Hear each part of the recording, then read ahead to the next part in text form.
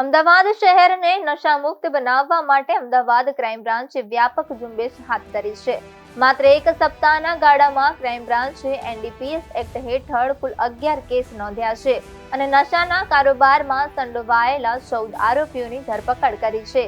Crime બ્રાન્ચની કાર્યવાહી દરમિયાન એમડી ડ્રગ્સના 6 કેસ, ગાંજાના 4 કેસ તથા ચરસનો 1 કેસ નોંધાયો છે. આ કાર્યવાહી અંતર્ગત કુલ 56 લાખથી વધુની કિંમતનો મુદ્દામાલ જપ્ત કરવામાં આવ્યો છે, જેમાં 533 ગ્રામ એમડી ડ્રગ્સ, 12,556 ગ્રામ ગાંજો અને 45,000 ચરસનો સમાવેશ થાય છે. આ ઉપરાંત પ્રતિબંધિત સિરપની 6 બોટલ પણ નશાના પેડલરો પાસેથી કબજે કરવામાં આવી છે. ઝુંબેશ દરમિયાન સરખેજ, દરિયાપુર, જુહાપુરા, વટવા અને ખાનપુર જેવા વિસ્તારોમાંથી આરોપીઓને ઝડપી લેવામાં આવ્યા છે. શહેરના વિવિધ સંવેદનશીલ વિસ્તારોમાં સતત નજર રાખી કાર્યવાહી કરવામાં આવી રહી હોવાનું ક્રાઇમ બ્રાન્ચના અધિકારીઓએ જણાવ્યું હતું.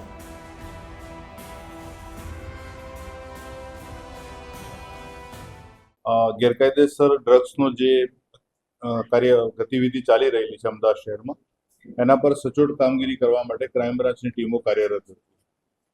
અગાઉ પણ ગયા મહિને પણ સારી એવી સફળતા મળી હતી. નાર્કોટિક્સના જે ગેરકાયદેસર જે કેસીસ જે શોધી કાઢવામાં આવેલા હતા.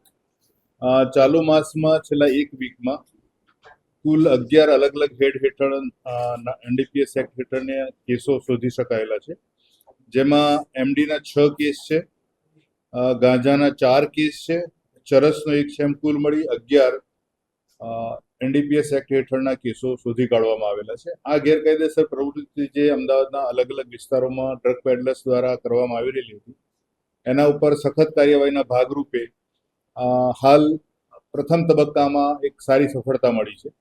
આ જે આરોપીઓ, જે અમારી જે 9 ટીમ જે કામે લાગી હતી ક્રાઇમ બ્રાન્ચની, એમાં અલગ અલગ અધિકારી પાસે અલગ અલગ જે પ્રકારે બાતમી પર કામગીરી કરવામાં આવી, એ પ્રકારે કુલ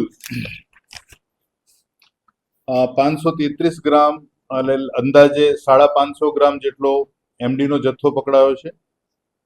12 કિલો 556 ગ્રામ ગાંજો પકડાયેલો છે.